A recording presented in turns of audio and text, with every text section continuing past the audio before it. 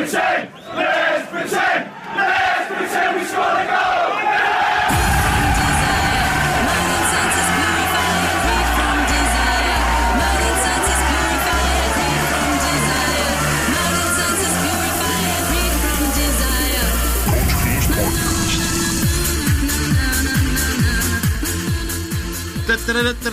Breaking news, Stefan. It's Coach Killers Podcast, episode 26. How are you, mate? Fantastic, mate. I'm dripping here. I'm dying of the heat. It's really hot, isn't it? It's boiling. Firstly, before we get into all the juicy football stuff, how was your week? Oh, mate, it was pretty good, actually. It was quite hot. But, what did you end up doing? Did you have a few icy poles and enjoy yourself under the air conditioner watching midweek games? It was pretty good. Which we're going to get into. Unbelievable watching stuff. the Matildas a couple of days ago getting the win over New Zealand. That's it. It's quite fantastic. Good. Stuff you Kiwis. What about you, Stefan? Mate, I've just been busy in the business world as per usual. You know me, mate. Trying to dip my hand into every cash pool there is. So we'll see how that goes. All right, well, Stefan, let's just kick it off with our Coach Killer of the Week. Sometimes may be good, sometimes may be shit. Stefan, give me the drum roll. Here it is. And our Coach Killer of the Week is Kepa Arrizabalaga. That's a shocking last name, but anyway. It's a long one. Mate, set the scene. The football world is absolutely rocking. Tell us what the hell happened. AFL Carabao Cup final. Yeah. Towards the end. Man City versus Chelsea. Yeah. Kepa goes down with a cramp in extra time. Oh, no. Gets up, tries to get subbed off, doesn't want to come off. Sari's fuming up and down the sideline, and mate, he just refused to come off. Unbelievable. I can't believe what happened in an actual Carabao Cup final. Considering the season Chelsea's had, you'd think you want all your players with you going into that final, because if we win the cup, Sari might stay. It could be his first ever piece of silverware in his career, right? So it's a massive game for him. You know what I found really funny? Willie Caballero, standing on the sideline, getting ready, G'ing himself up, and nothing. Right. I can't believe it. It was shocking. I've never seen something like that. I've never seen that disrespect from a player. Look, it's absolutely disgusting, personally.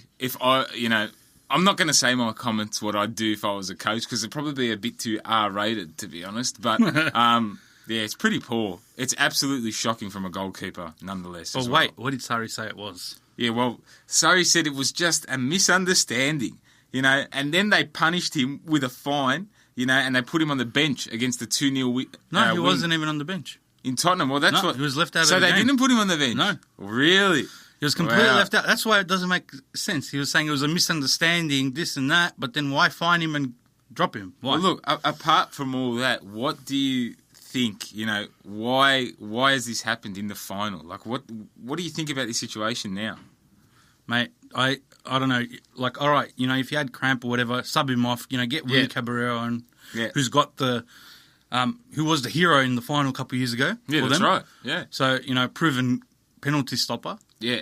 But I think it was just being selfish, mate, All right, everyone wants their chance, but he's your teammate, he's been given a chance and you're not letting him, go on. That's not not fair in my book. That's just not no team spirit at all there from Kepa, just a big money-hungry young boy, I guess, a young rich boy trying to make a name who's definitely made a name now for himself. So, and the question is, will he be recalled? Well, Sari said in his press conference before the game at the weekend against Fulham, Kepa is our first goalkeeper, but we are very happy for Willie to play also. Kepa will be on the pitch for one of the next 2 matches. I've not decided yet. I want to see the last 2 trainings, of course, for every player. Okay, yeah. So there was a misunderstanding. But he's clearly the number 1 keeper, right? He's a world record signing, right, for a goalkeeper. Which is a joke, but we'll get into it. And these comments just show, the disappointment and animosity from the manager towards Kepa, really. Yeah, I agree.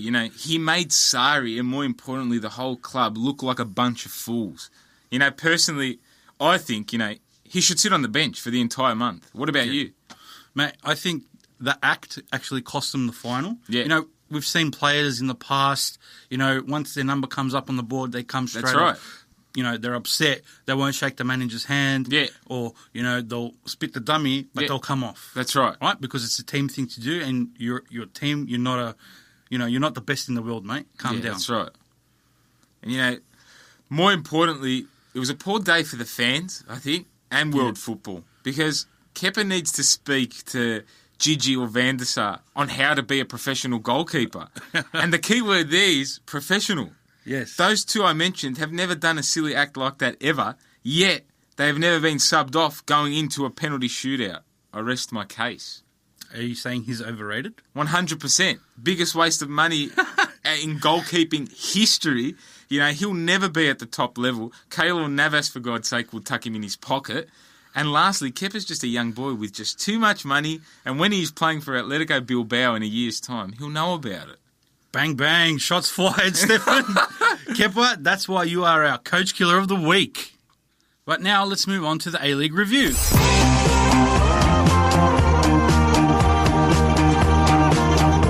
Stefan, so our first game that we're reviewing is the Melbourne Derby, the big game. Yes, what a game. Shocking. Finished 1-1. But Melbourne City dominated, the Derby with Melbourne victory, but the woodwork and the goalkeeping error cost them the 3 points, really. Yeah.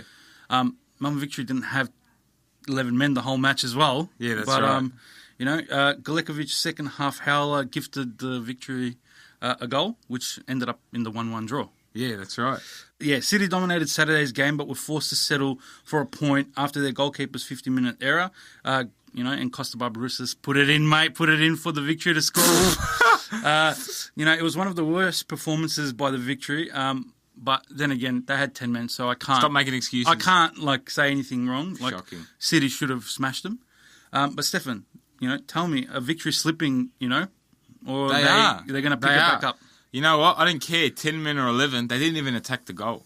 Victory. It's hard. It doesn't matter. Come on. I don't the whole care. Match being down. It's the derby. You want to win the derby, win it. This isn't no game against bloody Wellington Phoenix or the Jets where you can settle for a draw. City aren't no pushover. They're yes, rubbish, they are. They're absolute pushovers. What? Because they're not Adelaide United, all right? They're trained by the bloody shoemaker Warren Joyce, all right? No coaching credentials. The one-eyed freak, all right? Pretty much. Listen, no questions about it. Melbourne Victory need to rethink what they're doing if they want to win the A-League. Melbourne Victory will pull up their socks and smash Newcastle Jets in Geelong tonight. Well, we hope. Anyway, let's move on. Let's talk about the Wanderers up against Perth Glory last Sunday. Yes. Perth was stung by a last-gasp Tariq Elrich equaliser. And the A-League leaders played out a 1-1 draw with the shitty old Wanderers. So it's lucky the points gap didn't extend, so Victory's still got a chance to come first. Well, they ended Perth's run of 4 consecutive games, which looked like it was going to become 5. Elrich slotted a beautiful 95th, I can't even say it, 95th minute strike past Liam Reddy. It's been an awesome 3 weeks for the Wanderers. Are they on the up, Nick? Mate, Marcus Babbel's no longer... crying on the sidelines. He's no longer getting the tomato ready to burst. I wonder what it is, what it's changed for him. They've signed Mitchell Duke, right? Who? Mitchell Duke, he's an up-and-coming Australian Sounds prodigy. like a race car driver, mate. That's no soccer player. I can't see, what's the cause for this turnaround? They've pretty much got the same players that they've always had. They've you reckon the Tomatina has changed it? Tomatina being Babel because he's red and always wants to explode. I think they're on the up and up. They're not going to finish in the final spot, but it's good signs for next season for the Wanderers. Agreed. And what about last night's game? Oh, it was so good, mate. I love it. Don't you just love when Adelaide lose? No. Why? Because I prefer Adelaide to win over Sydney. Stuff Adelaide. We're just dirty because we didn't get Kenny's low on an interview, but that's why. No, it's, what's his name, Trombotta or whatever. Yeah, the media manager. No good, anyway, mate. So they lost 2-0 last night. Yes, they did. And the scoreline is deceiving. Adelaide were right in the game. Yes. In the dying minutes, but it's just good to see Sydney win, mate. Adelaide dominated the second half and created a heap of opportunities but failed to take advantage, lacking the quality and the final touch, which is, their MO, really. Sydney now move within 5 points of the top, Do you think they're a contender, Stefan? They're always going to be a contender, but no. Sydney FC, their best days are past them. Alex Brosk isn't going to win you the A-League. Sam de Jong's not going to win you the A-League. Adam Lafonge might win you the A-League. And what's his name? Reza. Mate, there's no point playing for a team like Sydney. The only team you want to play for in the Hyundai A-League, I'm going to call it, the Hyundai, right, is Melbourne Victory. That's the right. biggest and most richest team in the A-League. Why the hell would you want to play for Sydney? I don't know. That's not the point. The point is they beat Adelaide, which is great. So That's great, woohoo. Go the Blues. Go the Blues. Well done. You're going to finish third and do nothing. But Finally. Finally, we have a transfer news exclusive, Nick, and I know you're going to like this one.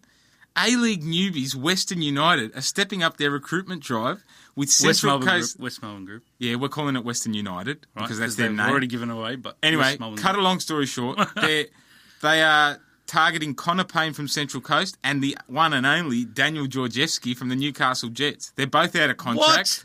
Do you think... Oh, my God. I know. Do you think that this is an awesome move? Because I do. Mate, if Georgievski goes there, they're going to be the best team. They're going to do well. Yeah, he's experienced, having him Champions and Josh League experience, toughness. He's a captain. He's a leader. It's what they need. Well, Stephen Taylor was supposed to go there, but he ended up signing a contract extension, which is great for him. Not really, but anyway. I think Georgievski's a better signing for them. Yeah, I agree. Connor Payne too. Georgievski's played in Melbourne. He knows the ambience here for football, how it's like. He knows how to play a Melbourne derby. It's only positives. I think they're great. Both Payne and Georgievski going to Western Melbourne. It's unbelievable. Oh, it's good things to say. I'd like to see who else they sign besides Cornet. As we've always said, but let's see what happens. I'm excited. A third Melbourne team, come on Melbourne, really. But Stefan, let's move on, right? Yes. During the week, we got to sit down with EPL player, championship winning player. A guy who knocked Steven Gerrard on his butt. Yeah, who tackled him, and it was the best day of my life. Yes, we got to sit down with Central Coast Mariner, Jem Karacan, and this is how it went. Ladies and gentlemen, we have a very special guest today. He is former EPL and Turkish Super League and current Central Coast Mariner, Jem Karacan. Welcome, Jem. How are you, mate? We're glad to have you on. Yeah, I'm all good, thank you very much, and thanks for having me on the show. No problem, mate. It's a pleasure to have you on as a special guest. So, Jem, let's kick off the interview and ask you, how's Australia treating you, how's your time been at the Mariners so far? Yeah, I've been, I think it's 3 weeks I've been here now, and it's been it took a little while to settle in with, the changing conditions in the weather and things like that. But no, I've really enjoyed it since I've been here. Yeah. Everyone's made me feel welcome. And yeah, unfortunately, the results in the last couple of games haven't been great. But hopefully we can put things right at the weekend. Well, before coming to the A-League, you played in the EPL for Reading. Yep. Can you tell us about your experience gaining promotion to the top flight of English football? Yeah, obviously I got promoted with Reading, and then, which was a bit crazy because we came out of nowhere. I think we won 19 out of 21 games to win the league in the end, which was unreal, and no one expected it to happen. And then we had the season in the Premier League, which it was tough.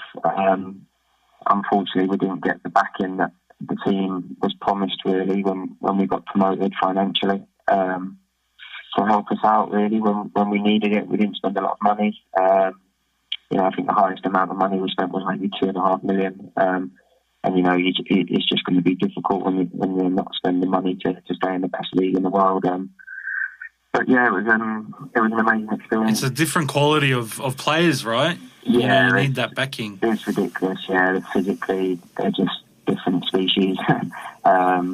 Just quicker, stronger, technically, better. So it's tough. But the experience of playing at Old Trafford, Emirates, Stamford Bridge, the best stadium in the country, and arguably the world, and it's something that I'll always have. So, no, it was an amazing experience. Unfortunately, it didn't last as long as I would have. Yeah, that would be awesome. I can't even imagine what that would feel like, running out at, at Old Trafford or Stamford Bridge or something like that. Amazing. Yeah, but you started with Reading in your youth career, right? So you eventually signed for Galatasaray, but we've heard that, you could have signed for Galatasaray in their youth academy, but you chose Reading instead. I was just wondering how you came to that decision. Yeah, so when I was 14, I went over to Turkey with my dad, and I went to Galatasaray, and I got offered a 4-year deal when I was 14 at the time. But it was just, it was too soon. You know, I went over there. I'd still, a little mama's boy. I was just a bit out of my depth. Really. I needed my family with me, and obviously they couldn't come, so we just decided against it at the time. And then Reading came in with, you know, a good offer as well. So, you know, I went for it at Reading, and unfortunately enough, it played out better than I could have ever imagined, really. You know, it's an amazing club, and people still at the club that, you know, are close friends of myself, and you know, I loved every minute of my time there. No, that's great. It shows, like, you know, even back then you had a level head, and to be able to make that kind of decision, like, a lot of, you know, the young Australian players, you know, once they get a call up from Europe or something, they're off, you know, and they don't succeed, and then they end up coming back, and they don't have the career that they probably should have. Yeah, so it's, you know, it's good to hear that, you know, you were level-headed at the time. Yeah, it was probably more my mum as well missing me. It was just one of those things. You know, at the time, you know, it wasn't right. I was still young. I needed my friends and my family around me more than ever. So it was the right thing to do. Yeah. Scoring on debut in the League Cup must have been a wonderful feeling. Can you tell us about that?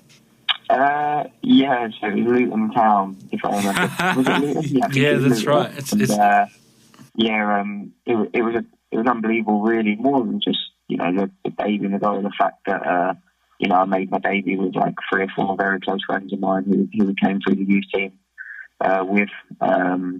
So we all got to experience that day together. A couple of us, I think Gylfi Sigurdsson scored in that game as well. I think that was his debut. So there was a couple of us who kind of, you know, made our debuts together, which is obviously an amazing experience when we, you know, I put in the hard graft in the youth teams to make it that level. So it was an amazing experience. Yeah, another one that I'll always have in me to score on the debut. So who would you say has had the most influence on your career, and, you know, have you actually modelled your game on any particular player, like anyone that you idolised growing up? You know, when I was growing up, I kind of just watched a lot of football.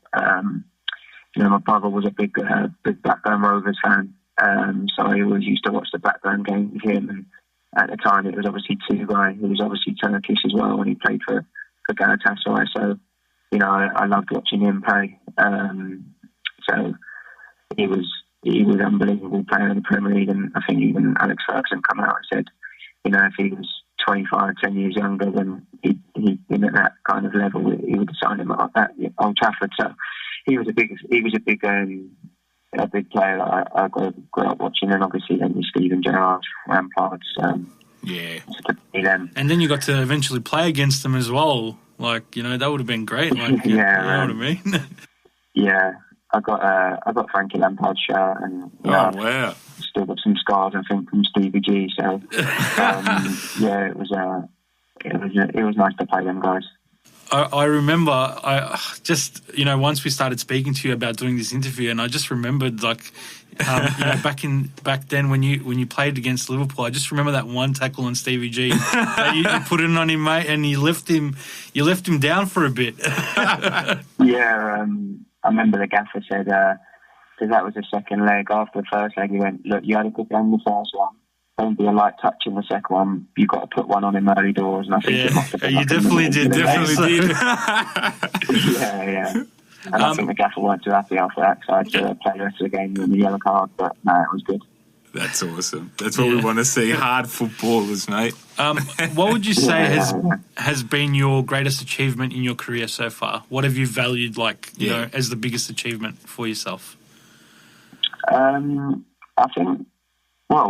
think a lot of people overlook the fact that just actually making it as a footballer these days. You know, you come through the youth systems and you see your friends, and a lot of people you play against, you have never actually gone to actually make a career out of it. So I think just, you know, being able to stay in the game the last, you know, 10, 15 years, which I have done, is, you know, something I would never have imagined as a kid being able to do, and something that, you know, I've loved every minute of. But, you know, you've got your obvious, you know, playing in the Premier League, scoring in the Premier League, you know, playing at Atletico Madrid in the Champions League. That was something that, I never thought would happen. But I just remember I was listening to that Champions League music in the lineup, and I just started laughing because I was thinking, this is crazy. Like, yeah, so that's probably it. But I've had so many. It's tough, but Champions League and scoring in the Premier League are massive. No one can ever take them things away from them. Yeah. Hopefully at some stage you can add a A-League championship to that as well. Yeah. that is the plan. Hopefully the weekend against Alfie, I'll get up in a good Alpha school as well. Oh yeah, that's right. You are coming up against Alfie. That should be interesting. Do you guys still keep in touch? Yeah, he was huge really, and me coming out here, I see him all the time when he'd made the move. We're close friends, and he was telling me how much I'd enjoy it. So yeah, he gave me a lot of advice, coming out of here. So I still speak to him every day. We've been meaning to catch up since I've been out here, but our schedules are, not coincided at the moment. We're trying to get around the golfing as we're golfing rivals. So hopefully we can catch up soon. But it'll be the first time I see him at the weekend since I've been here, so it'll be nice to see him. Well, we were going to ask you, as an international player, we would like to know what was your view of the A-League before you came here. So I'm guessing, you've had people like Alfie give you some insight and stuff like that. Yeah, to be honest, it's a shame really that, the A-League doesn't... It's on BT Sport, which is in England, so I'd watched a lot of the games the last few months since I spoke to the Mariners in the summer. So I kept in touch after that with watching the games. But before that, as English players, it doesn't ever really kind of... unfortunately come into your thought process because your agents want to keep you in England as much as possible. It's obviously on the other side of the world, so it's kind of something that's not really spoke about much. And I think that's shown with, there's not really a lot of, players that come over really. Yeah, that's right. From England and that. So it's a shame because my experience here, I've absolutely loved it. And speaking to a few of my friends who are back home now and they're seeing my pictures and constantly speaking to them, I think it's something that they are now opening their eyes to maybe a little bit more. So you can see some room to grow and stuff, right? Like for it to improve there, yeah? They're doing something right. Yeah, of course. It's a good league. It's got some good players over it. Some good Australian players who obviously come over to England and have done really well. So it's just, I think it's definitely improving. The quality's getting better. So it's just, hopefully there'll be, more of a spotlight on it. Hopefully Sydney do well in the Asian Champions League. That'll get a little bit more. But it's obviously on the other side of the world. So unfortunately, it doesn't get as much, limelight over there. But with BT showing the games and obviously Fox, it is starting to, to. Yeah, that's good. Well, we're a very young league, like I think 14 years or 15 years now. So yeah, exactly. Hopefully, it can grow, and with players like yourself, coming here, I think. Yeah, and I think the City group as well. They obviously got into Melbourne as well, haven't they? Right. So with Man City doing so well, and they've obviously got their links in New York and here now, so that's only helping as well because obviously with how much of a big outfit they are. Yeah. Melbourne City have popped up a few more times as well. Yeah, that's definitely true. I think because we've got the salary cap here, they can't go out and just spend the money like they do in Europe, which is unfortunate. I think they need to get rid of that. It's different, isn't it? Yeah, I think so too. It's just different, isn't it? It's a different way of doing things, but leagues grow, and it takes time to change, and different opinions. Just not having relegation is something that I've not experienced before being in the league. And I think if there was a chance for another level of it to come in, I think that adds to the excitement as well. It's just these little things that that I'm sure will happen over the long run, and hopefully the Australian FM can look into to help the league. Yeah, well, Jem. Yes. Who is the hardest opponent you've had to face? I'd probably say it was in that game when I played Atletico Madrid, and it was Griezmann. Before the game, the manager told me to, stay tight to him, which I was laughing about anyway, because, you know, Antoine Griezmann, one of the best players in the world, so he's got and I think he ended up scoring 2 that night. One was from a corner, who I wasn't marking, but he was unbelievable. His touch, you know, he was just... It's hard sometimes when you watch players, you don't realise how good they are. And I think he was probably one of them until I kind of stepped on the pitch. It was just like, wow, he is unbelievable, and he was up there. But Frankie Lampard as well, he just knew every time where the ball was going to land, you know, second balls, you know, where it could be. He just was a step ahead, and, you know, these players are just that next level, something you always aspire to be, but sometimes you have to be realistic and just accept that's not going to happen. But yeah, they're a couple of them. Well, mate, I think having a career at Reading's a fantastic achievement, so I wouldn't be disheartened with that. So I think you've done very well, mate. Okay. But, you know, now you're at the Mariners, and, you know, as you said before, they're not in probably the best position they could be. What is the goal as a Mariners team for the end of this season? Like, what do you guys aspire? Like, what's the goal? Well, obviously coming in, you know, I obviously knew the situation when I was coming over. I saw it as a challenge. You know, you want to come in, you want to try and help the team, you know, improve, and the only way is up. Unfortunately, you know, we've not been great recently. You know, the facts are there that the team hasn't been good enough. We've had leads in games and given it away cheaply. But it is a young team. I didn't realise kind of how young the team was. It is a quality team too. Like there's a lot of quality players at the Mariners. They should be doing a lot better. I agree. You know, coming in, and my first taste of it was obviously Melbourne victory, and I think the first thing I said after it was, you know, when you're in England, I was obviously at Reading, and you're playing your Man Cities and the Chelseas. You can see a big. You know, there is obviously an obvious gap in talent. You know, you accept it. You kind of you win your games through hard work, and obviously, you know, nicking a goal on the counter attack, things like that. And after the Melbourne game, I sat down with the lads and I said, there wasn't that gap for me, you know, being on the pitch, and from my experience, there wasn't a big gap. I agree. To say, I agree. You know, they're top and we're bottom.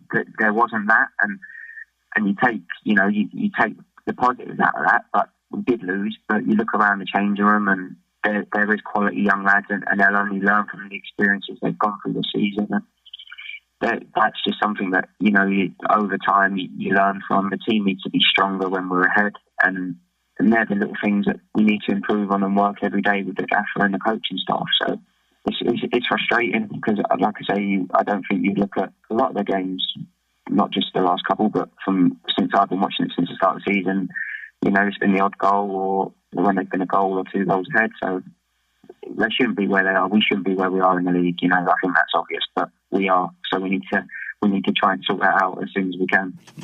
That's a really good way to look at it. Yeah. Yeah. Jim, I just want to ask you, look, you're going to be pretty sought after at the end of the season. You know, that I can assure you. Yeah. Do you think you will stay on beyond the end of this season? Because you'll have offers coming from you from every different Maybe club. even the new Melbourne team that's coming into the... I think you'll be highly sought after due to your, you know, exploits in England. Yeah. And obviously your experience. So I think... You know, well, I don't want to put any rumour to you, but I'll let you answer. No, you know, the reason I came to Central Coast was I knew Mick Montgomery well. I played against Mick a few times. You know, when we were at Reading and he was at Sheffield United. He always spoke well about the place, and, you know, he said it'd be perfect as, you know, coming over and experiencing Australia for the first time, myself and my wife.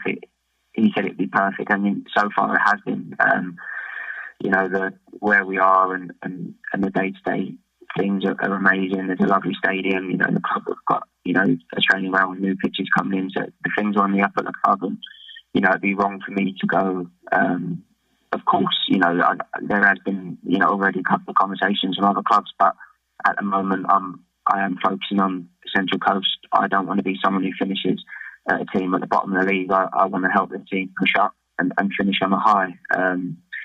So I think I just have to take things as they come. You know, it is only a short contract to the end of the season, and that's what we wanted. Myself and my wife, we wanted to come over, and you never know. You don't know if it is going to be right for us.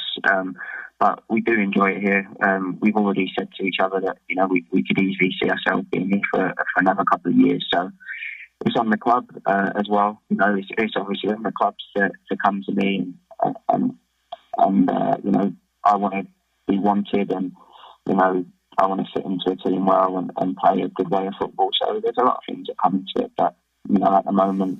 So is that a little bit of an exclusive for us that you will be staying on in the A-League in some capacity? No, we've loved every minute of it so far. Apart from the results haven't been great, but the training, I've really enjoyed it. I loved the warm weather. Waking up and into sun and not rain has been nice. So we'll see what happens, but the first things first. Dealing with the Central Coast has beautiful weather. It's true. Yeah, it's an amazing place in the country. So, what are your ambitions as A-League player? So, when it's all said and done, and you've played in Australia, and then you've moved on to your next, thing. What do you want to get out of the A-League? I want to be a winner. I want to win the A-League first of all. I've won a couple of things in my career, and I want to win more. So I want to be at the higher end of the league, and I want to experience the Asian Champions League. Speaking to Alfie and seeing the places he's going to be going and the team he's going to be playing, they're teams that you wouldn't ever come across being in England. So, I want to be playing, your top Chinese teams and your Japanese teams. I want to experience that. So. That's definitely something that I want to be doing in the next couple of seasons, getting to the top end of the league and winning things. And yeah, that's definitely my main aim. Awesome. That's, it's good that you have that, belief in that, that drive to want that, you know what I mean? Yeah, so of course. I can only see good things for the Mariners. Yeah, fingers crossed. Yeah, fingers crossed when we start, take a sharp turn. We can start chasing the teams down in front of us. We've got a lot of games left.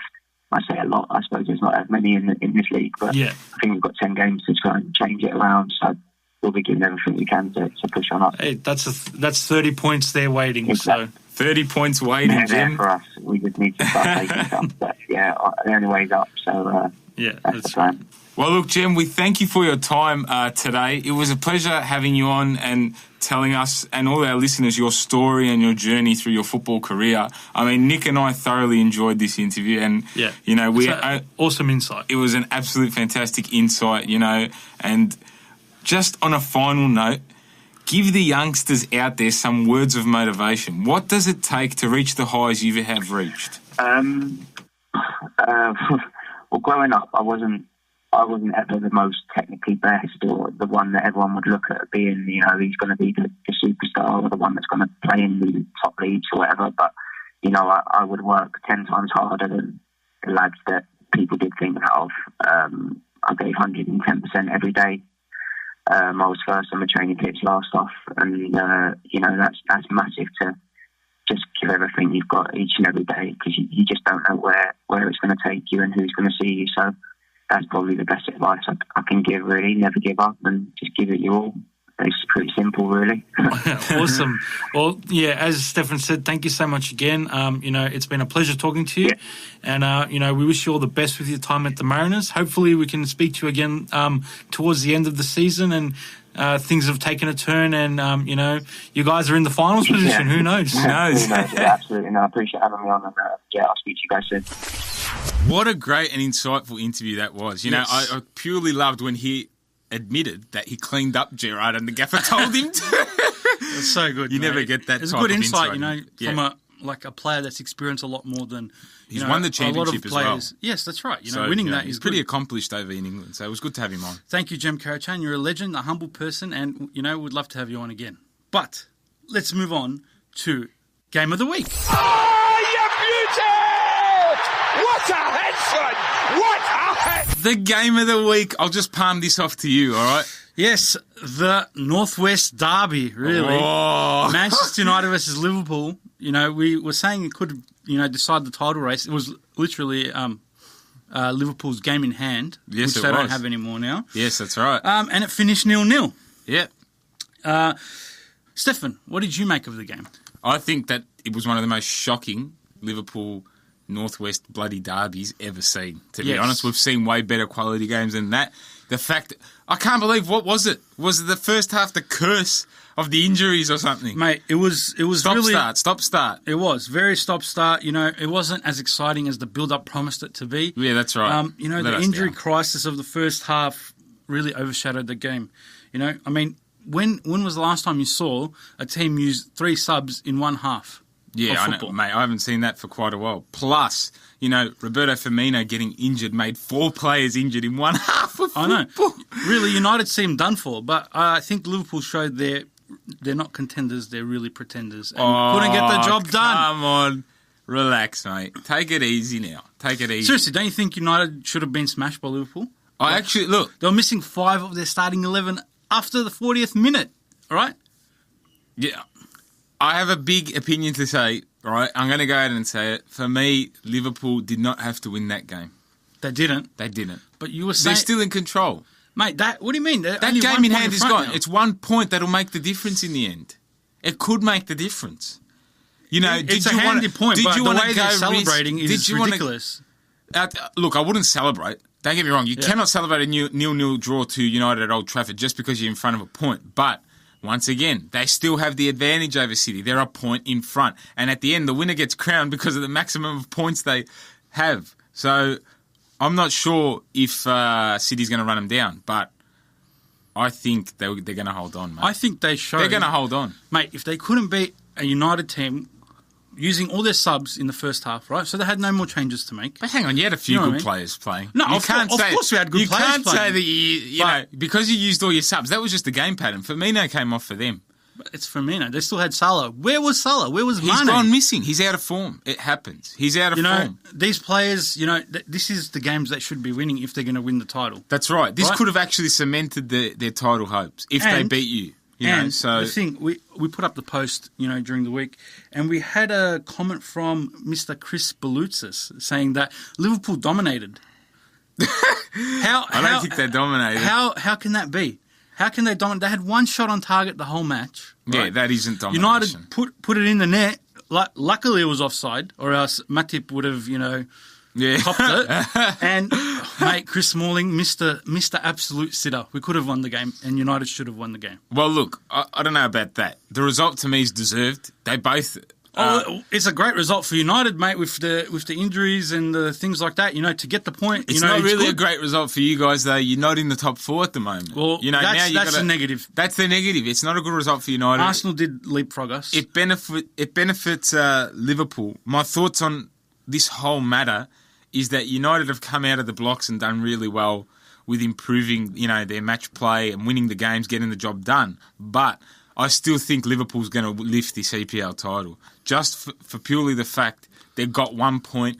That 1 point could be the difference. But these delusional supporters who say Liverpool dominated, and then you back it up with the stats, and then they go, but we beat Chelsea, we beat Arsenal, we beat Tottenham. So did United. So what? It's got nothing to do with the actual derby that played, I think they're not the team that everyone thinks they are. And that's right, but I think you're a bit miffed because you're in 5th place and they're in 1st place as well. Look, United's got their chance to get back in the top 4, but we'll talk about that a bit later. On the whole matter, I think the game was poor. The match play was poor. It wasn't really as entertaining as the previous derbies we've seen. But from a title perspective, Liverpool did get the job done, in my opinion. Well, Liverpool had the majority of possession. Nowhere near did they dominate. There's no way they dominated. United dominated. Yes, if anything, you did. But they held up really well, okay? And I think the game plan would have changed when Firmino came off. So, they probably said, let's collect the point because this United team's on a roll. If they beat us, we're really screwed. If they play like they did against us against Bayern in the Champions League, see you later, Champions League. Well, you are, see you later. But anyway, you both are. Anyway, let's move on to Around the Leagues.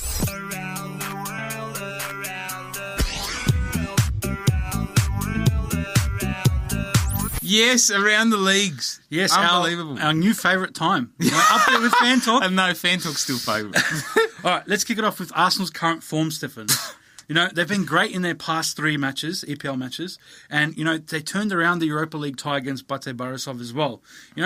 Can they keep it up? Are they title contenders, Stefan? Are they going to make your dreams come true? I really had a big dream at the start of the season. Mate, you picked them to win. Come on. I know. Can they do it? People are probably listening and saying this guy's not all there. But anyway, Arsenal it's let only me 20-something down. They let me down. They let me down, and they keep letting me down. I'm not convinced on this new form they're showing. You know, they've got a few hard games coming up, which we're about to talk about. It's 13 points, being honest. Can they do it? Can they nip them? Are you serious? No way. Sorry, man. Get out. Get out of here. Anyway, sorry to cut you off. Keep going.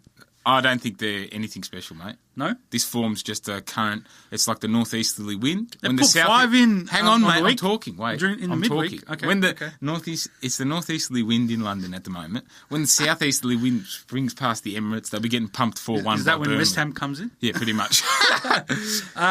You know, well, as we said before, they're now in the top 4, though. Yes, right? They leapfrogged United because of the draw against that shamble Liverpool team. Yeah. Liverpool. Oh, my goodness. Sorry. Take it easy. Just wanted to exclamate that. Yep. But, you know, now they need to play United at home, right? So that's going to happen within the next week. You know, do you think that decides the top 4? You know, United actually love going to the Emirates and pulling the Gunners' pants down. Yes, I know they do. So I think United... It's Jesse Lingard's home ground.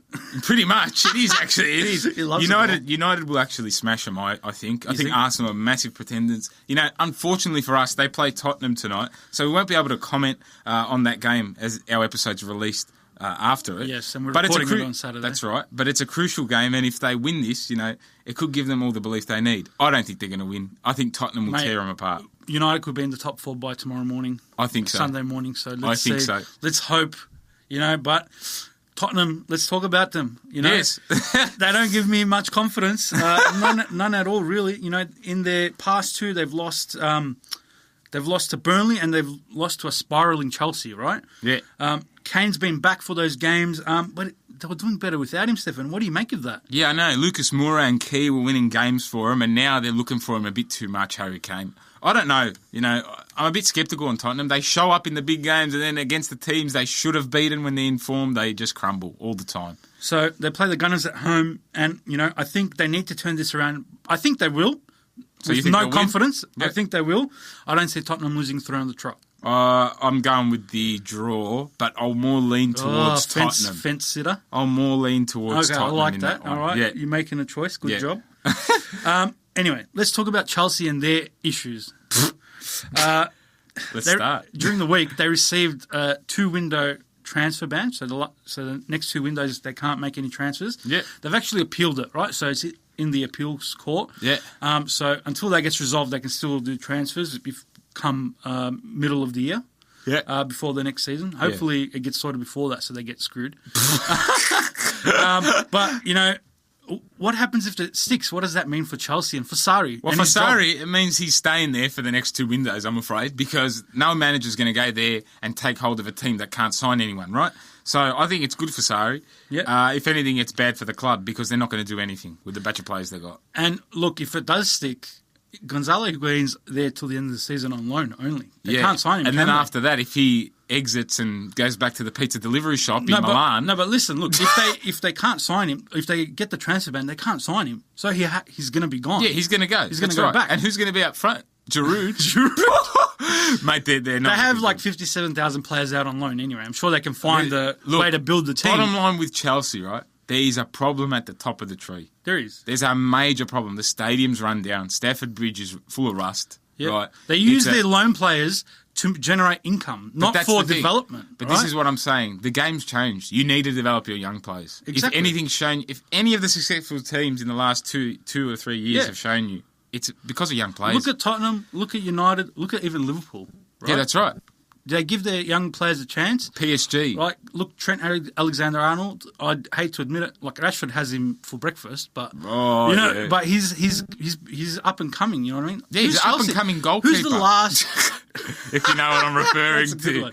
That's a good one. But who's Chelsea really, brought up from their academy? Who are they fooling, mate? They've got players who don't want to come off when the manager tells them to come off. Yeah, they're not a team. They're not a team. They're just in really there. I feel like the culture at Chelsea has gone to crap, really. Yeah, absolute shit. Definitely. All the stuff that happened with the coach killer and how they've handled that. Saying it's a misunderstanding, then fining him, dropping him. It's very wish-washy. I don't understand what's going on. Yes. And, I don't see them making top 4. And just quickly, before we finish on Chelsea, yes, I saw a meme during the week of Pochettino, right? And he had an air bubble coming out, like a speech bubble, and it said, "Don't worry, Chelsea. We did the transfer ban voluntarily." Referring to that they haven't signed anyone. They haven't signed anyone in a whole year. That's actually so true, and it's a shameful on anyone else that's below them in the table. Pretty much, you should be ashamed, all of you. Let's move on to some managerial changes that have happened in the Premier League. On Friday morning, Mr. Diddly-Ding-Diddly-Dong got sacked from Fulham, Mr. Claudio Ranieri, and also Claude Puel was replaced by the man himself who let it slip, Brendan Rodgers. What an absolute hack. He's come back to curse Liverpool. That's when he's come back. Why would you leave Celtic to go to Leicester, who are struggling? Well, obviously he thinks he's got something to offer. Personally, he's always been a hack in my book. He'll always remain a hack. I don't care if Liverpool fans... They love him. They wrote a book about coming second.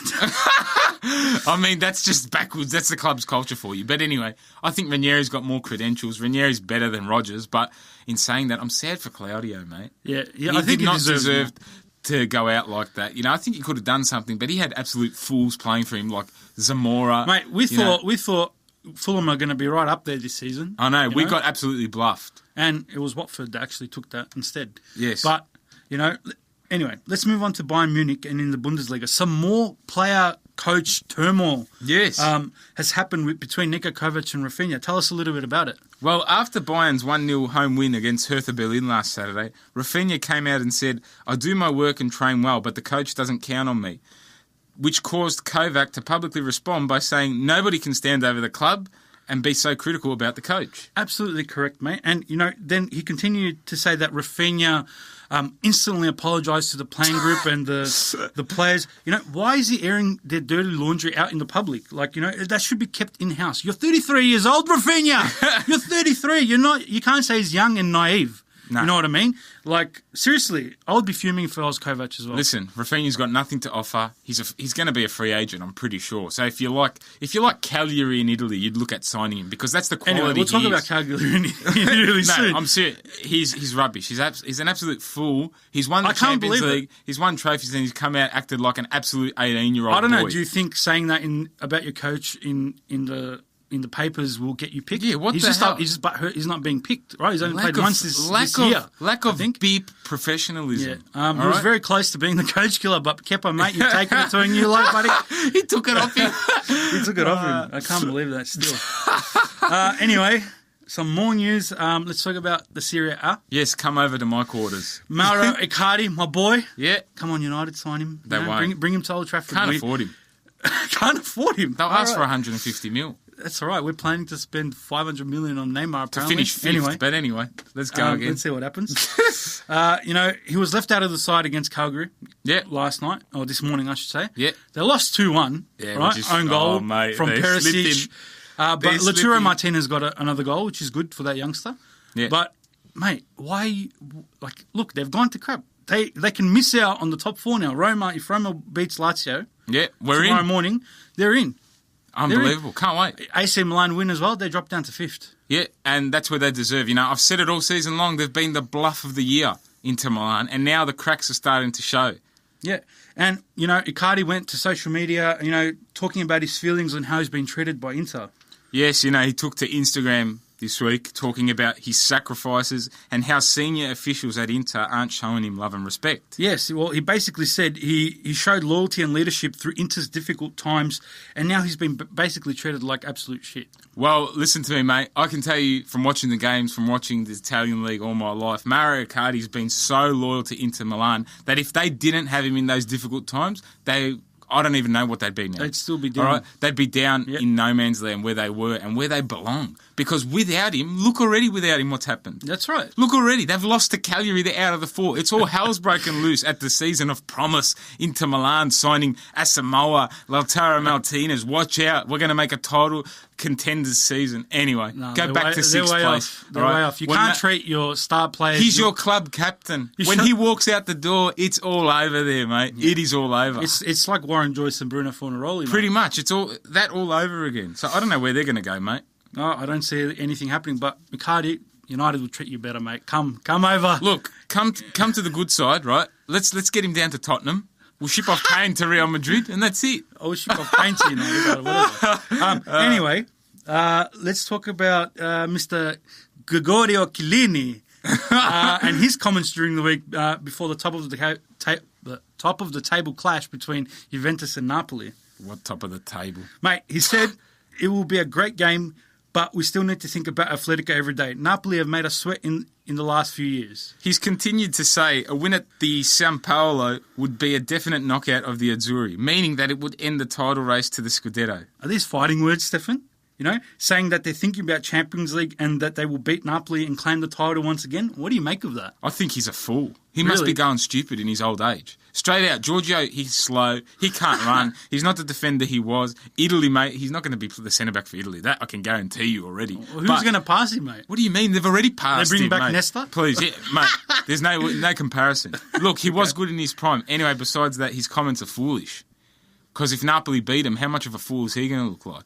Yeah, exactly. And you know what? I'm going to go out on a limb and say he's this. saying that the boys are thinking about Champions League. I'm going to go out on a limb and say this. Go. The Juve fans are going to come at us guns blazing after this. Juve is very close to a massive collapse. Ooh, watch the space people. They are close Big to a massive collapse, including Ronaldo, including the coach, including Douglas Costa, and the centre-backs, all right? There's word around Italy that the end is near for the Juventus dominance, and it's coming, mate. It's coming. Alex, make sure you get that soundbite because we're going to be playing that back in a couple of weeks when Juventus have claimed the title. No, they will claim the title, but I'm telling you, it's coming to an end. All right, we'll see. Well, Ronaldo's back in training now. He's back from the ankle injury, so I don't know, mate. They're a chance. Oh, we'll see what happens. I don't think they're going through in the Champions League, so... Well, and if anything, I think the Napoli game's going to be a draw, so they're not going to beat them. Interesting. All right. Well, we've been talking about the La Liga title race over the past few weeks, and I've said Real Madrid will push hard for the title. After losing to 15th place Girona, the gap is now 9 points, and I will say Atletico is the only challenger left. I've told you all year. Barcelona's winning the title. Forget Real Madrid. They're dead. They're buried. They're finished. Mate, I can't believe it. What? Like they should put all their focus into winning the league. Like, don't worry about Champions League. There's no point. They're going to go for the Champions League, and I'm telling you, they'll be there at the end again. Well, Madrid lost in the first of the two El Clasico games that coming up. So one's already been played in the Copa del Rey. Yeah. And Madrid lost in one of the two El Clasico games which are coming up in the Copa del Rey, which finished 3-0. Yeah. And I think this shows the gap between Real Madrid and Barcelona. They play again on Sunday, which we won't be able to comment on that as well because we're recording this on Saturday. Yes. Unfortunately. But what do you think? Is it over for Madrid? It was over weeks ago, to be honest. Yeah. I don't see him as a threat anymore. No one's scared of Real Madrid. Are you scared of Real Madrid? I don't think so. So basically, they're not the same team. They were. Barcelona tear them apart. Barcelona's won La Liga. Start celebrating, Barca fans, because Atletico's nowhere to be seen either. Yes, that's true. Well, on a final bit of news, Nantes in Ligue 1 have made a claim against Cardiff City for fallen striker Emilio Sala. He made a 15 million transfer to Cardiff, but his plane crashed en route before he even could make an appearance. Yeah, such sad news. But Cardiff had said they will honour their payment but need to investigate first. What do you make of that? Is it too soon? I don't think it'll ever be the right time to bring something like this up. Hopefully it gets settled quickly and really easily. I think it's an absolute disgrace. Why is that? Because they paid the money, right? No, they haven't paid it yet. Yeah. Why should they? If anything, the money should go. You've got to look at it from that sense. Yeah, that's right. But if anything, the money should go to his family, mate. Because what are they going to achieve by? He didn't put pen to paper, so legally it's not binding. He did. He signed. He signed. So he signed in non. He signed in. They did the medicals and stuff in. Oh, if he signed, then and yes, then okay. He got on the plane, unfortunately, and the plane crashed. I think it's sad that they're fighting over money instead of remembering the player. Well, they're not really fighting, and Cardiff have agreed to pay it. They just want to investigate and see what their options are. There's no options. Pay the money. Pay the money. I agree. And that was our around the league segments. Now let's move on to fan talk. When my hand goes up, your mouth goes shut. Yes, fan talk time. Let's kick it off, Stefan. My favourite segment. Yes, your favourite segment. That's right. It's a short one this week, so we'll keep it short and sweet. Let's go. Question 1. All right, this is a big question, so stay tuned. Now, It's from Flying Penguin Boy. Your mate. My mate. The Penguin Boy. Good on him. He states, do you think VAR is just a tool to benefit big clubs and national teams? Now, he gave an example. Okay. Somehow the situation has arose where Real Madrid could be awarded a penalty, and you look at the slow-mo, right, to replay of the foul.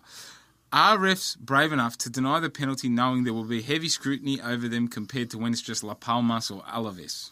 Great question, Flying Penguin. Good point. More so. And I completely agree with him. Yeah, right? I'm with him. Yeah, I think 100%. referees He said it all. they're not ready to make those controversial decisions. No, and they're scared. I think back to when Fergie was at United and if a referee made a blunder, and he flipped that it. referee will not be That's seen right. for a very long time. Yeah. Fergie used to lay into him, you know, and I think that's what they're still scared of, like these big teams like Real Madrid, and types like that. Yeah. And if it happens, they could be gone, and they're scared. Yeah, I mean, I think it's shocking by the refs, firstly, that because we know how it is, right? Football fans know that no team's given equal footing. Because when Alaves come up against Madrid, even if they've got a penalty, they'll need another penalty shout to get the penalty. Exactly. You know what I mean? It's double the work, which Mate, it shouldn't be. The point of VAR is to get rid of these decisions and Get rid of the bias and make it all level. And exactly right. You have VAR, you have video. Yeah. No mistakes. Like the shit that happened in the Champions League. Yeah, that's right. In the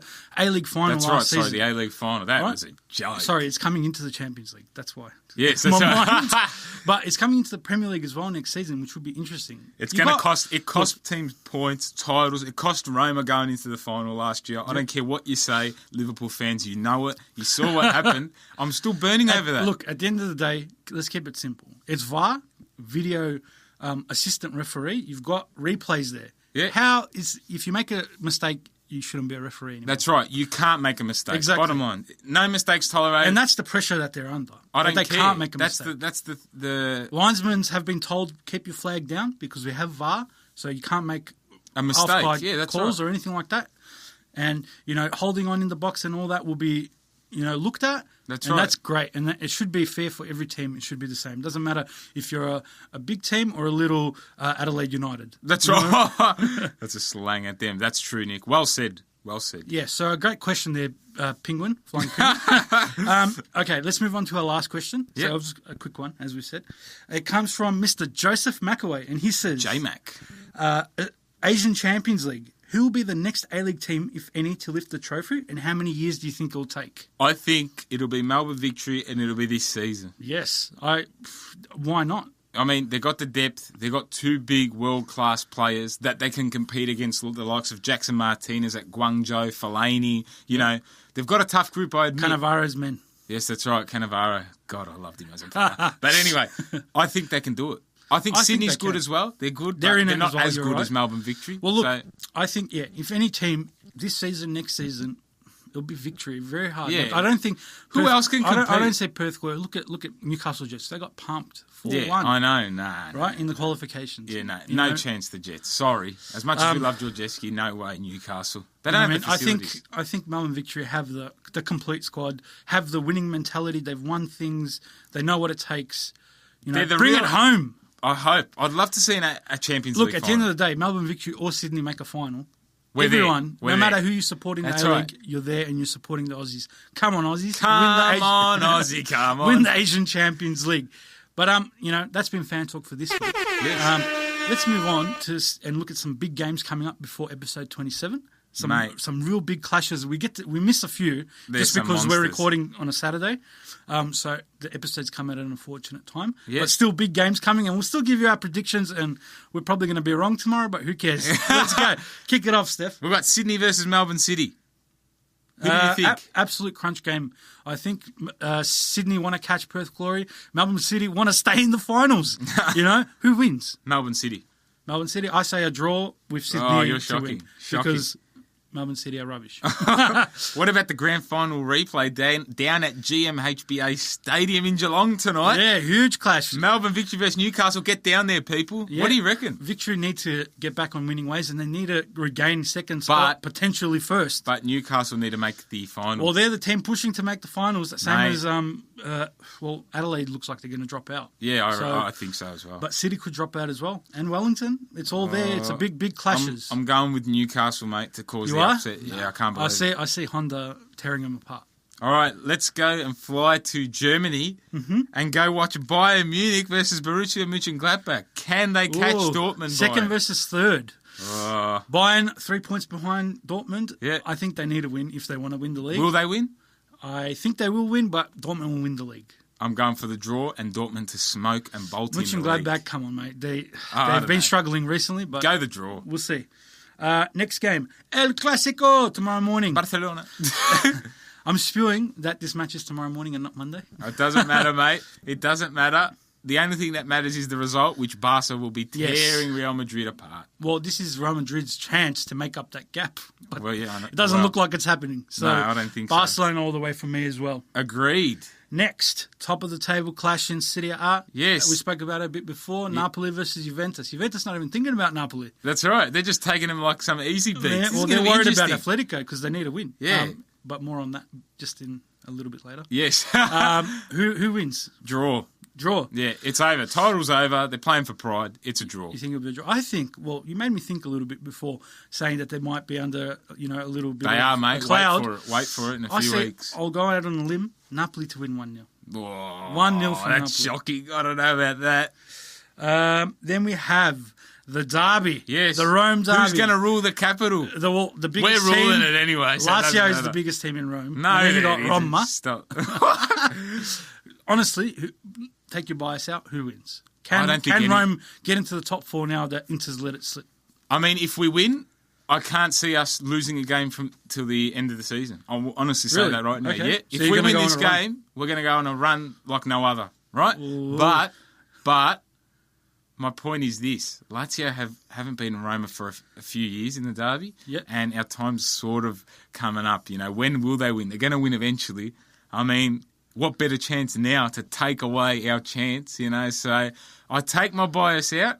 I think it's going to be a dull game and a draw. Yeah, a Lazio draw or a Lazio win. No, what? No, I think it's a Blues. draw. I want Roma to win, but we'll see.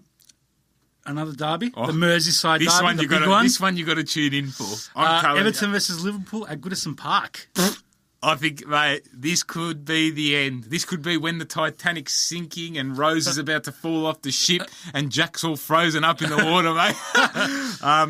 I see it as a draw. Mate, there's been some good Merseyside derbies over the years. I know. Talk about some. Like, which one was your favourite? One that I remember was that 3-3 draw. It's always high scoring as well, which I like. And Lukaku scored a hat-trick in that one. Yeah. Made his name. Yes, that's right. And Everton have been playing well recently, So I think they're a chance. I don't think they'll win because, just using my head, they're not going to win, but my heart is behind them. Yeah. And they have to win because Liverpool can't win the title. So you're saying Liverpool will win? I think Liverpool win, but I hope Everton win. Look, only because I saw Phil Jagielka's volley live outside the box at the Imperial, and all the Liverpool duds were there stunned, right? Yeah. So I'm going the draw. I'd love to see an entertaining draw. Come on, Everton, get him, get him. Now some Champions League games. Oh no, we got PSG versus Manchester United. Mate, can United do a Roma and win 3-0? Not with the team they'll have available, mate. It's over. Well, a few players are coming back. Nah. You don't have Pogba. Yeah, we don't have Pogba. That's your true. best player, so forget it. We'll see. I don't know. Maybe we can channel the Roma and you can't do it. There's no such thing. You can't do it. All right, another Champions League game, like we said before, Juventus versus Atletico. Juve have a lot of ground to make up. They're 2-0 down. They can win 3-0. They've got a better chance than you guys at winning 3-0 because they're at home. Ronaldo's back. I don't know. I think their time's done in the Champions League. And a final one, you got Bayern Munich versus Liverpool. Anyone can win. 0-0 draw at Anfield. Do you know what? As much as I want Liverpool, to sort of succeed and Bayern to succeed at the same time, I'm going to go with Liverpool to go through on penalties. Yeah, on penalties. I think Bayern will give them a nice slapping. Oh, come on! I don't think they can. After seeing that Northwest Derby performance, if they play like that, they're going to get Liverpool. They're going to get their ass handed to them. Liverpool goes through for me.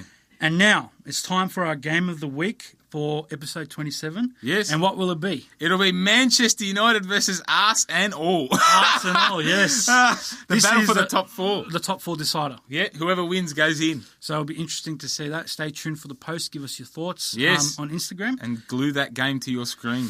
And that's been our show for this fortnight. Some huge managerial changes in the Premier League. You know, lots of players not knowing their place, yes. right? And going against their managers. And Liverpool really showing that they're pretenders and not contenders. But we have another special guest to announce for episode 27, Stefan. Exciting times, Yes, that's mate. right, Nick. I can't believe it. Tell our listeners who's next. It's none other than the slippery fish himself, Enrique from the Brisbane Roar. Oh, my goodness. I can't believe we're on fire. Mate, we are he on seems fire. like a complete gentleman. I can't wait to speak to him. Me neither. Make sure you like, follow, share the Coach Killers podcast on Instagram, Facebook, Spotify, Apple Music and YouTube, all at Coach Killers Podcast. And remember, when you're listening to Sari running around in circles trying to justify what happened with Kepa, remember the Como se dice Coach Killers podcast? No condom. Dilly ding, dilly dong.